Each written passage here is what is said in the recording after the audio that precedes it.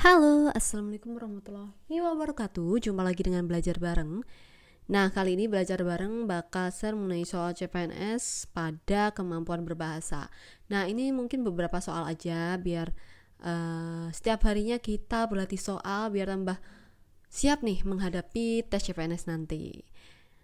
Nah, langsung saja ya kita ke soal nomor 1. Ada beberapa kalimat. 1. Dia pergi dengan diam-diam. 2. Dengan pisau dikupasnya mangga itu. 3. Karena dia tidak datang, kami segera berangkat. 4. Karena dia tidak datang, kami pun segera berangkat. Di antara kalimat-kalimat di atas, yang termasuk kalimat bertekanan adalah A. 1, 2, 3, B. 1 dan 3, C. 2 dan 4, D. 4, atau E. 1, 2, 3, 4. Tepat sekali jawabannya adalah yang D, yaitu 4. Berikut adalah pembahasannya di mana kita akan bahas masing-masing kalimat. Ciri kalimat bertekanan adalah kalimat yang mendapat tambahan partikel seperti atau imbuhan ya, seperti lah, pun, dan sebagainya. Nah, kalau di sini contohnya dia pergi dengan tiba-tiba. Ini biasa ya, bukan kalimat bertekanan. Pergilah dia dengan diam-diam. Ini kalimat bertekanan. Dengan pisau dikupasnya mangga itu. Biasa, tapi kalau kalimatnya dengan pisaulah dikupasnya mangga itu, ini ada kalimat bertekanan karena ada imbuhan lah tadi. Karena dia tidak datang, kami segera berangkat. Biasa ya. Tapi kalau karena dia tidak datang, kami pun segera berangkat. Karena ada imbuhan pun, maka ini termasuk kalimat bertekanan. Jadi jawabannya yang paling tepat adalah yang D. Nomor 2. Dita mempunyai seorang pacar. Yang kedua pernyataannya, pacarnya itu bernama Joko. Ia belajar di luar negeri. Jika ketiga kalimat ini disambung, bentuk yang paling baik adalah A. Pacar Dita, ia bernama Joko, belajar di luar negeri. B. Pacar Dita belajar di luar negeri bernama Joko. C. Pacar Dita bernama Joko, ia belajar di luar negeri. D. Pacar Dita yang bernama Joko belajar di luar negeri. Pacar Dita, Joko, belajar di luar negeri. Kira-kira mana yang paling baik? Iya, jawabannya adalah yang D. Pacar Dita yang bernama Joko belajar di luar negeri. Berikut adalah penjelasannya, di mana ketiga kalimat di atas itu dapat digabung yang menjadi kalimat majemuk bertingkat. Kalimat gabungannya minimal berpola SP subjek predikat, sehingga menjadi pacar Dita yang bernama Joko belajar di luar negeri. Subjeknya adalah pacar Dita yang bernama Joko, sedangkan predikatnya adalah belajar. Untuk keterangannya adalah tempatnya di luar negeri. 3. Di antara pilihan berikut yang termasuk kata tidak baku adalah A. Asas, B. Doa, C. Ihwal, D. Itikat, atau E. Asasi. Tepat sekali jawabannya adalah yang B, yaitu doa. Kata baku dan tidak baku pada opsi jawaban adalah sebagai berikut yang ada di tabel, di mana kata baku asas, kata tidak bakunya azas. Kata bakunya doa, kata tidak bakunya doa. Ada ini ya, petik di atas. Kata baku ihwal, kata tidak bakunya ada ikhwal.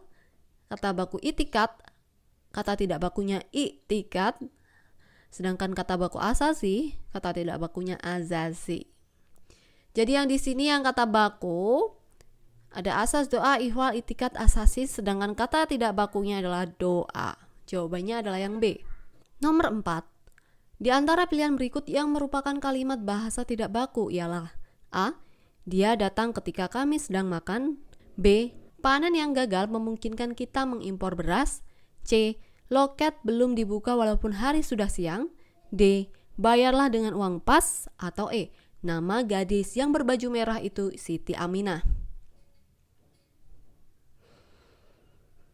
Ya, tepat sekali jawabannya adalah yang B. Panen yang gagal memungkinkan kita mengimpor beras. Berikut penjelasannya, perhatikan kalimat baku dan kalimat tidak baku berikut ini. Kalimat baku, dia datang ketika kami sedang makan. Panen yang gagal memaksa kita mengimpor beras. Loket belum dibuka walaupun hari sudah siang. bayarlah dengan uang pas. Nama gadis yang berbaju merah itu Siti Aminah. Sedangkan kalimat yang tidak baku berikut adalah ketika kami sedang makan dan dia datang. Panen yang gagal memungkinkan kita mengimpor beras. Loket belum dibuka dan hari tidak hujan. Kepada para penumpang diharap supaya membayar dengan uang pas. Nama gadis yang mengenakan baju berwarna merah itu Siti Aminah.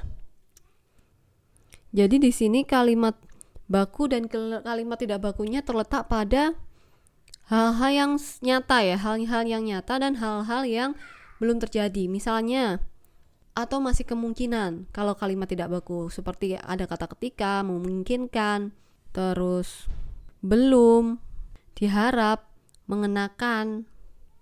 Kalau di sini kan nama gadis yang berbaju merah itu Siti Aminah. Nama gadis yang mengenakan baju berwarna merah itu Siti Aminah. Kalau di sini panen yang gagal memaksa kita mengimpor beras. Di sini panen yang gagal memungkinkan kita mengimpor beras. Kalau dia baku ada kata-kata memaksa nih. Memaksa dalam artian ini sesuatu yang harus dilakukan ya. Kalau memungkinkan kita mengimpor beras berarti kan masih ada kemungkinan yang lain. Bisa saja kita tidak jadi mengimpor beras. Nah, seperti itu. Jadi jawaban yang paling tepat adalah yang B. 5. Ia menjadi lintah darat yang sangat terkenal di kampung itu. Kalimat di atas termasuk majas. A. Metafora. B. Personifikasi. C. Simbolik. D. Sinekdoke atau E. Hiperbola.